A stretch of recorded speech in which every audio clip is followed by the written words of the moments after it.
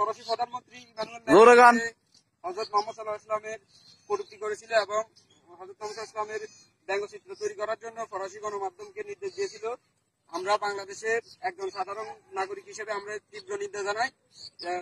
ফ্রান্সের যত প্রসাধনী সামগ্রী, বিশেষ করে আমাদের দেশের যে সকল পণ্যগুলো ফ্রান্স থেকে আমদানি করা হয়, আমরা এর তীব্র নিন্দা জানাই এবং তা বয়কট করার জন্য সকল বাংলাদেশিকে বিশেষভাবে অনুরোধ করা যাচ্ছে।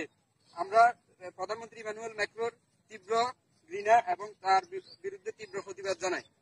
আমাদের বাংলাদেশি যারা ফরাসি অবস্থান করতেছে বা বাংলাদেশে যারা সকল বাঙালি, আমরা তার বিরুদ্ধে এবং ফ্রান্সের সকল জিনিসের বিরুদ্ধে আমরা বয়কট ঘোষণা করতেছি। জি। আর এখন তার বিরুদ্ধে আমাদের কিছু পদক্ষেপ আছে। জি। যারা এই ফেসবুক লাইভ দেখতেছে তারা ফ্রান্সের ফরাসি পণ্যগুলা বয়কট করবেন এবং এই দলিনা যারা দেখেন আমরা নীরব প্রতিবাদ জানাচ্ছি। জুতা মেরে সম্মানিত করা হবে।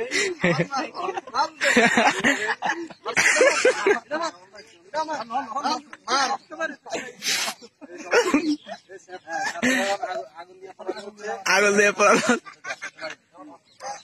আস্তে আস্তে ভাই, আস্তে জ্বালিয়ে দাও, পুড়িয়ে দাও, ধ্বংস করে দাও, বিজাতির কাপড়কে ধ্বংস করে দাও।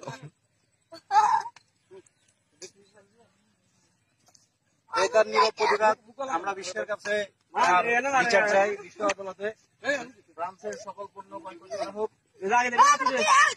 আগুন লাগাতে লাগাই না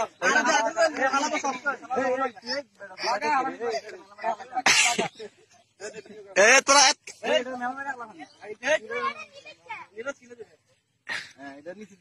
খাইয়া পারেন।